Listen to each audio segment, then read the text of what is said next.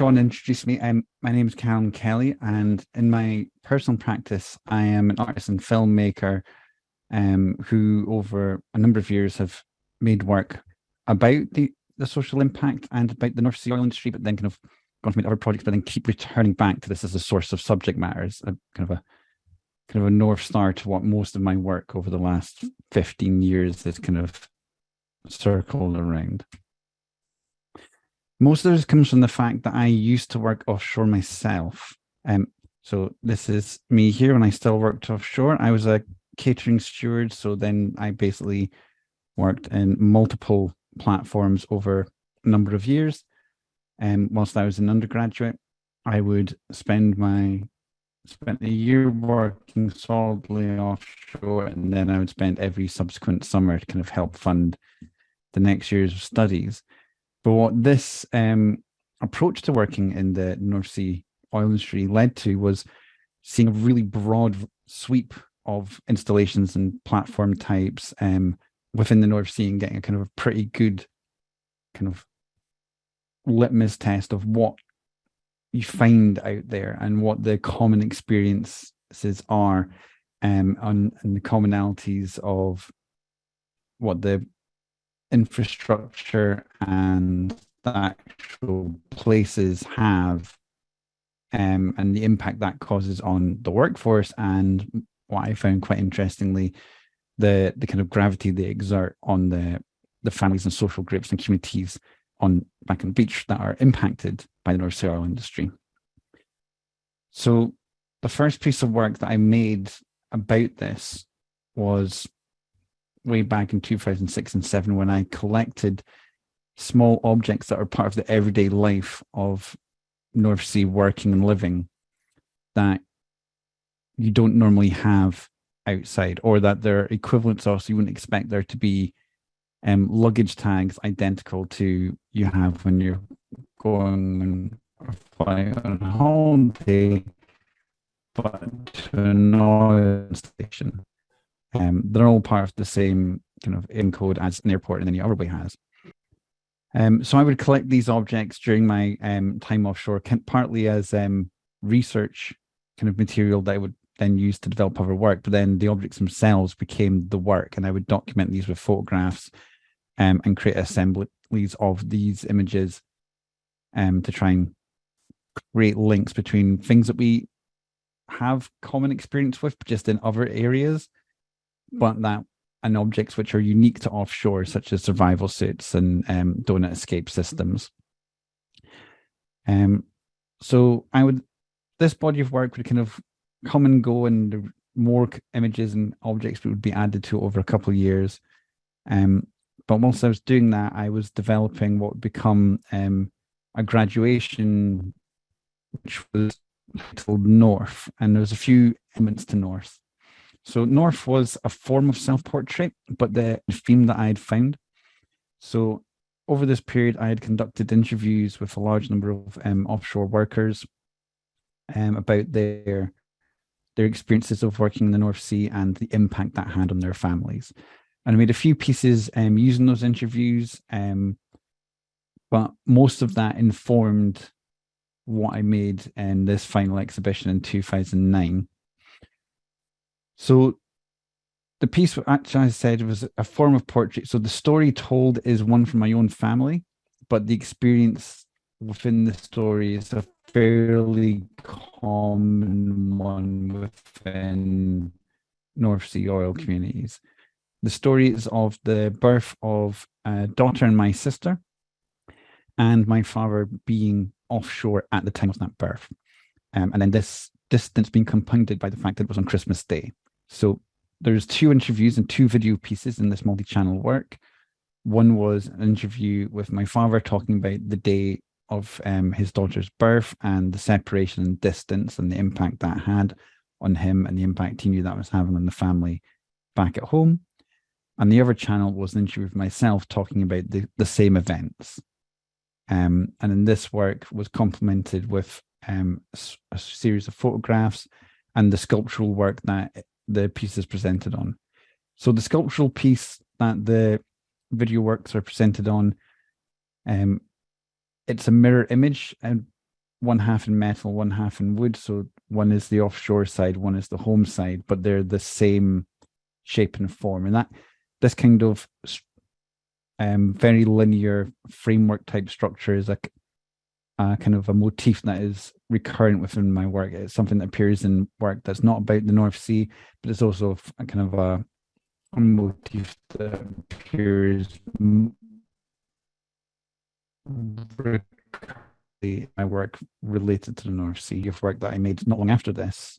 So this is the two video works. One of them, I went back to the place where the events of the birth took place and filmed that. And the other one, farther side of things, was made up of still images that I took when I was working offshore.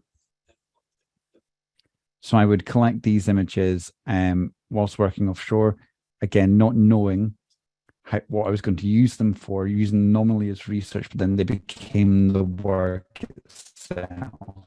So again, this documenting kind of social and link spaces that you find offshore, the kind of places that if you work in the industry they're kind of placeless. They're all kind of the same regardless of what platform you're in. They have a lot of the similar sort of elements in terms of furniture and colors and flooring and all of that. It's all very, very similar. So whilst it's best part of 10 different platforms mixed together, it's a kind of a universal experience because a lot of the platforms are very similar. And then these two kind of played simultaneously. And the structure that we saw in the previous slide held the channel so that they couldn't face each other. So the two sides of the family are talking about these experiences, but they can't be brought together, and the two channels can't face each other to have a shared dialogue. So after this, I made a short series of images titled Platforms. And this was, again, playing with the same kind of structural forms that were in the previous exhibition, but putting them in landscape and documenting them at different times of the day. So this was a much smaller piece of work. This was kind of me attempting to round off my work, looking at North Sea so I can go on and make other projects. After this, I made some documentary work doing portraits of communities in and around Aberdeen.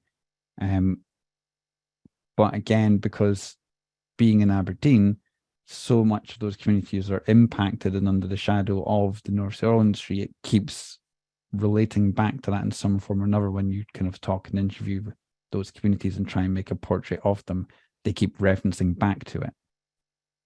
So all of these works eventually ended up coming together with a few other pieces in 2013 in a larger exhibition. So this was in line with Offshore Europe to kind of time with Aberdeen hosting that. But at the same time, earlier on, I would constantly try and okay, I don't want to be the person who just makes work about this. So I think this is another way of just putting a full stop on it and moving on to make other work. So I went through this period of making work about other topics, but I would constantly come circling back to oil and gas and the impacts that the North Sea industry has on Aberdeen and Aberdeenshire and its communities that are under its shadow, but also people who work within it and their families at home.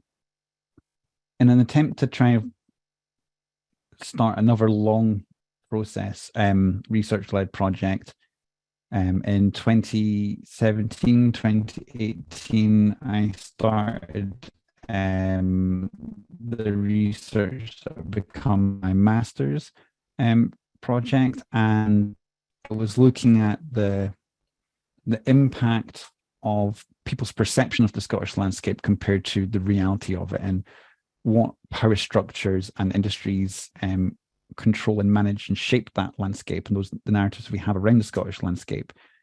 That body of research resulted in a series of embellished photographic prints and a number of video essays and a longer tone poem style film. So these images were images of places that were considered natural or rugged, but actually are the opposite. They're manicured and modified landscapes to suit particular industries, whether it's kind of the shooting industry or plantation and tree plantations for kind of managed woodland.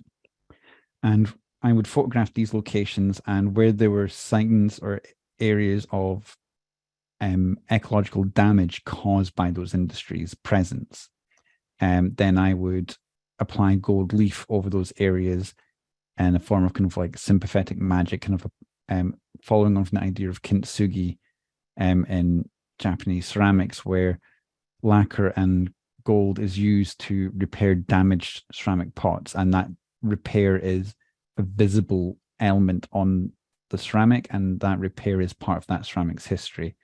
So I was trying to do a similar thing with the gold leaf, in terms of it's something that's aesthetically beautiful, but it's trying to heal and highlight something that is damaged by our actions. And there were a number of these images, and the tone poem film itself. So the film explored visually music and visuals, no kind of voice dialogue. Other topics which involved dialogue and voiceovers were explored in the kind of video essays that were made during this period as well. But this final film is the main one.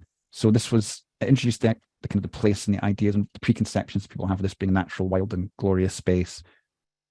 And then it would introduce some of the industrial activities and on this heavily altered and modified landscape. And then over time, it brings in some of the more overt damage that's caused by these industries that use this landscape for very single purposes, that create this monoculture that we find in the Scottish Highlands and uplands. Then kind of looks at some of the, what I am suggesting is some of the root causes of narrative around this landscape and where that narrative has come from. And then I start to kind of look towards the future as to where that narrative is shifting now. And again, it's still an industrialized landscape. It's still being used to benefit particular ideas in terms of what the land should be and how it should be used. It's just now being used for other industries. So this kind of started when I found it interesting that some people were protesting locally the construction of wind farms on old shooting estates because it would damage the landscape. Because I thought that was quite interesting, that the landscape there was already a damaged and altered monoculture of a landscape. It's just altering the industry that is on that landscape. So that's what started that body of kind of research. That was then obviously exhibited, and there was this piece here, which is I'm still kind of developing perhaps into a series. This was a piece called Monarch of the Glen. And it was a looping video work. It was kind of like a collage. So this kind of highly stylized portrait of a wind turbine in the place of Landseer's stag. And I'm kind of made a second piece to this, and I think there's probably going to be a few more. So it's still developing kind of body potentially. Looking at, again, other sides or aspects of renewable energy in terms of the perceived narrative and what's actually potentially there, or how other factions potentially view renewable energy on their landscapes. Whilst I was working this body of work, I was also working collaboratively with some industry partners in the oil and gas sector.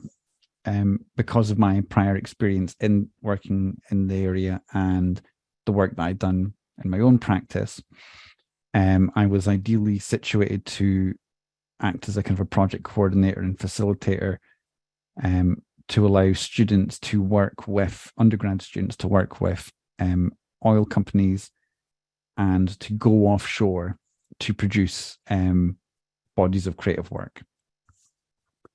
So we worked with because traditionally the kind of imagery we see coming from the industry, it's a very kind of airbrushed corporate kind of image.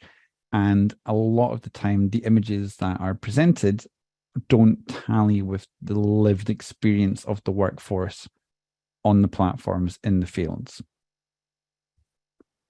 So when the Brave Bravo platform was coming to be decommissioned, the staff involved in that decommissioning planning realized that there was no social documentation of that platform, and that there was a whole community, long-standing community, that was essentially built up in this temporary village in the middle of the North Sea that was going to essentially be deconstructed and wouldn't come back together in any meaningful form after the platform made. They wanted to address that and to commission a body of work that documented and celebrated the community that had built around that platform over that platform's lifespan. They wanted, initially, they were quite prescriptive as to how they wanted that done, but then over the course of the project, that prescription altered and loosened and broadened out significantly. So there was precedent for artists coming into industrial spaces or going into unreported areas as opposed to journalists or documentarians or anthropologists to report back. So we were previous kind of residencies of artists within industrial spaces to make work, to look at how those were modeled and allow the potential, use them as to show what the potential outcomes and the quality of the potential outcomes could be. Now, we were working with with third-year undergraduate students at the Grey School of Art, where I was working at that point in time. So a lot of them had a level of technical ability. However, the students would not have some of the other skills you would need to work in a larger community engagement project. So this project gave us the scope to develop the students' skill sets and their abilities and experience, whilst also fulfilling the potential that the subject matter had and that the community there kind of deserved in terms of their representation. Now, they wouldn't obviously be the first people to be going to North Sea platforms to make work. Mostly we have Caleb in the North Sea sector, person who has the longest standing artistic practice engaging and making work about the North Sea. But we were going there for a very specific brief in terms of documenting a single community rather than trying to kind of document an entire span of history in which Sue Jane Taylor's body of work has ended up becoming over the past 30 years of our working on the subject. We ended up having a number of phases and working for a number of companies. So we worked with Marathon Oil originally, and then Rockrose Energy, and we're now in early stages with a third company. And over arguably four phases of student projects and work, we engaged 14 art students and 6 of them went offshore because their projects required it. And the rest of the students went to other sites onshore related to the company and the offshore activities. And then those students responded to what they found, to who they met and the environment and what they learned from engaging with those communities. And there were paintings, drawings, sound works, sculptural pieces, print works produced over a number of these phases. And these were exhibited in a number of different locations, both on and offshore, which we'll see as we go through. But most of this work was brought together in one particular exhibition where we had the work of 10 student artists and work such as the telephone here, which was a phone from the platform itself. It's an exterior maritime telephone, which should be back to the beach specifically for this project. And if you lifted up the phone, we'd rewired it so that interviews that were taken with people on their last trip, just on the edge of the platform being completely downmanned and abandoned, were talking about their time working, living offshore on that platform. So you'd step into the phone booth and, like a confessions booth, you would be closed in and cloistered by the kind of soundproofing of the phone booth. And then when you held up the phone, you would hear those confessions of the workforce. We had more traditional painting as well. One of the paintings, this painting here, this artist had in fact in a past career time welder and had worked on the giant of the platform in question, parts of the superstructure which they had helped fabricate. So they were able to bring that kind of heritage and knowledge and experience in responding to the end of life of the platform, having been there at its conception. However, the project that started all this off was the first phase project we did, which was titled Project Traces. So Project Traces was when they initially realized there was no social documentation of this platform, and that they'd seen other platforms decommissioned, then realized only too late that societal group, that community was gone, and there was no way to capture that or celebrate that in any way. So they initially approached the art school with a fairly rigid brief of they wanted 2 students to go offshore to produce a photo documentary series. And through the tendering process, where students would respond to a pitch brief and how they would treat the material and subject matter, and then from that, a short list made, it became really abundantly clear that 2 students wasn't enough manpower to produce a project that had this potential of scope and scale. So that was up to 4 students, and the duration of the project was extended so they would have enough time to produce this. Now, this was on top of this wasn't a placement, this was on top of their normal studies. However, the students were also paid for their time on the project, so that they were essentially independent contractors of Marathon Oil during this time. They went offshore in 2 waves, but before we could even get them offshore, there were lots of different questions and issues and training we and they had to go through to ensure a successful outcome for the project and for the students' educational kind of aspirations as well. So a lot of this required a fair bit of strong negotiation between ourselves and Marathon Oil in terms of ensuring we had a hard confirmation of what the brief the students had was and what their end deliverables were. And if that was changing at any time, going back and essentially redrafting that so that we all were moving in the same direction. This was crucial to ensure that students were working within a bandwidth that would satisfy the client, but also imitated the kind of environment they would be working in when they moved into industry. Then there was all kinds of logistical issues we had to iron out, such as liabilities, insurance, things of that nature. If they're offshore and something happens to them, whose insurance is footing the bill? If they go offshore and they cause an accident, whose insurance is footing the bill? And eventually, the easiest way we were able to manage that, and that fixed a lot of the other issues, was for them to be contracted directly by the company and have an employment contract with Marathon insurance processes.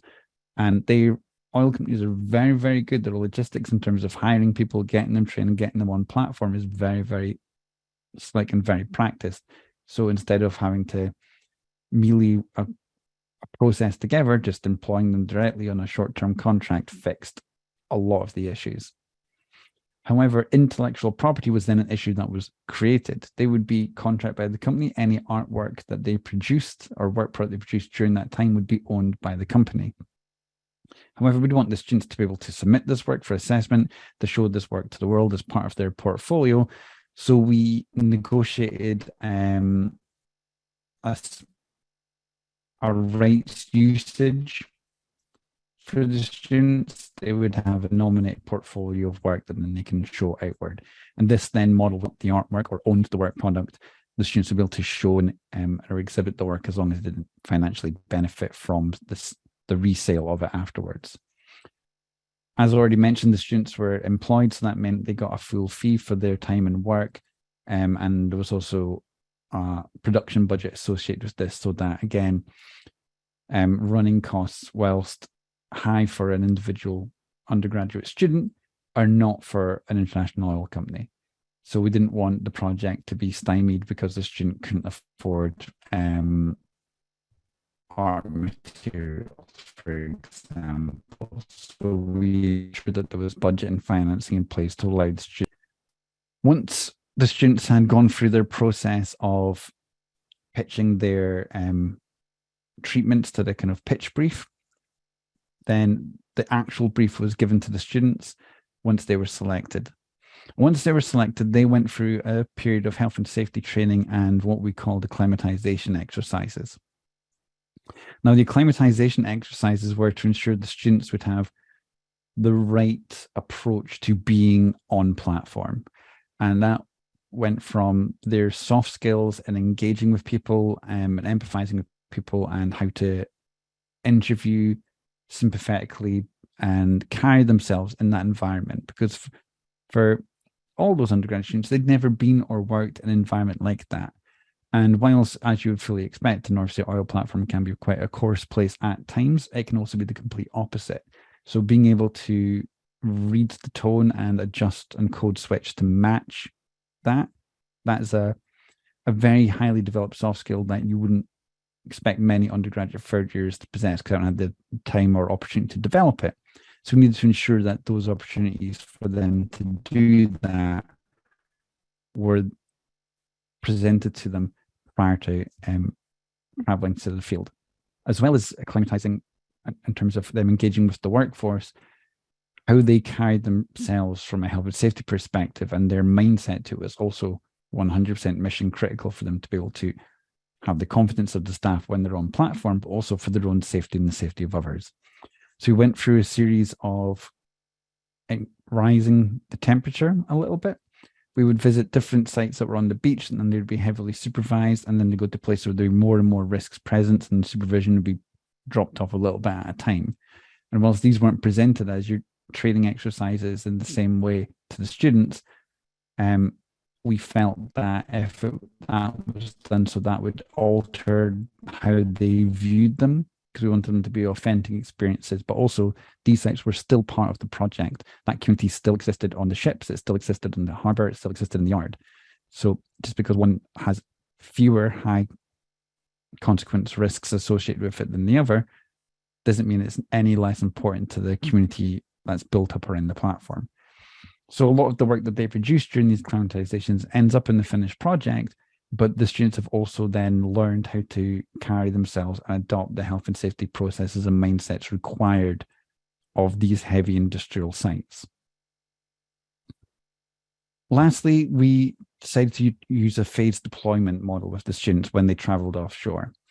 We thought that if all of them traveled off at once, they could support each other, and that peer-to-peer support would be really important back, and they missed something, there would be an opportunity for a second go. So 2 students would travel offshore, have assistance and a chaperone whilst they were on platform for when it was required. And then afterwards, we had a period of reflection.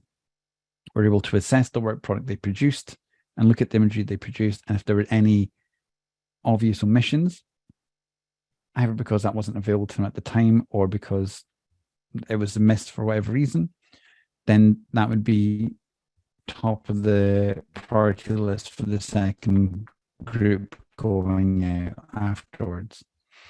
Now, both groups produced such large bodies of work at such a high quality that either pair in the end could have produced a really good finish and end result for the client. And through this body of work, it became abundantly clear that just a simple collection of photographs wasn't doing the work justice, and the community on the platform and around the platform deserved a more formalized document, something of more substantial. So now these acclimatizations I was talking about. So when they traveled offshore, they produced their work, and the work was really good. For third year undergraduate students, the images they brought back were more than professional quality. So they were absolutely delighted with that work.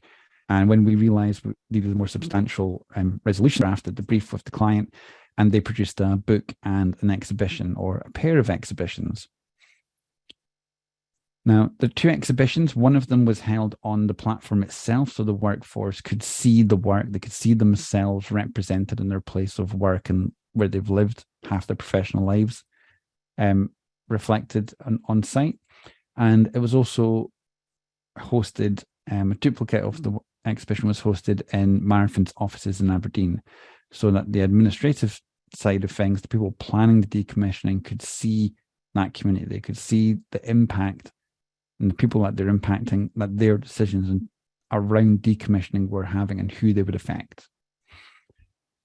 The work was also turned into a book, which was then gifted to the workforce.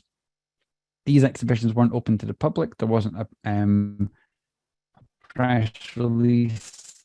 I think there was a line in a journal in the end, but there's no examples of the images, kind of culture washing. They weren't buying a project in to do a PR campaign around. This was a authentic gesture to the workforce who had made sacrifices by being in the industry and working the conditions they had over the lifetime of Brave Bravo.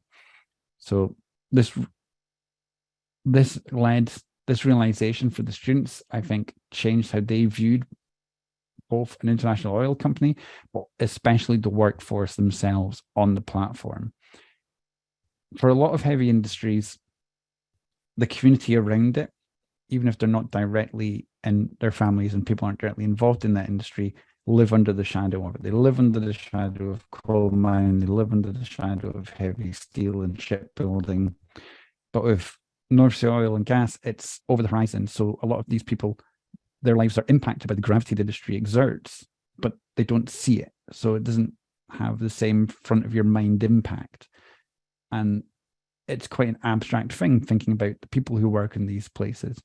So going and meeting and experiencing this altered how the students thought about these industries, and it humanized it for them significantly. And then that humanization altered the work they made and improved it. In terms of the outcome for the students, in the first phase, one of them got employment straight after the third year in a related company producing visual and photographic surveys on platforms. One of the other students wanted to finish their undergraduate and then went to work for the same company. They were just given a come call us when you're ready. And the other two were able to take this body and portfolio of work and then start fairly successful freelance careers as documentary photographers and creatives. So it gave them a springboard and accelerated their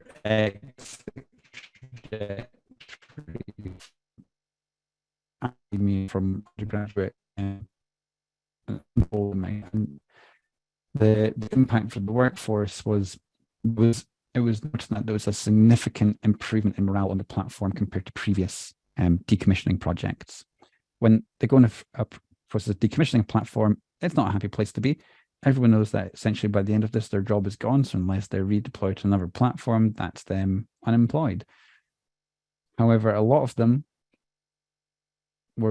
had been there their entire working lives and were seeing this as a nice full stop in the end of their careers. So they would retire at that point. But in terms of the expected morale, it's still going to be fairly low. But what they noticed was the morale was significantly higher because the community on board the platform had felt seen and they'd felt valued because of this project. And because they saw it wasn't a public facing exercise, that they saw that, again, it was for them and it was a reflection project for them. It wasn't a PR exercise. But the success of this project led to us being able to repeat that with larger cohorts or giving different briefs and opening the brief out. So in second and third phases of this collaboration, we had students go to other platforms in the Brave field, but also going with completely open briefs, which is what led to students producing sound interview pieces and paintings and drawings and sculptural works, because they've seen the success and the positive impact in the workforce this project had. They didn't want to limit the potential outputs the students would produce. They just wanted them to go to the platform and to observe and to respond. And that led to the work that you saw earlier on.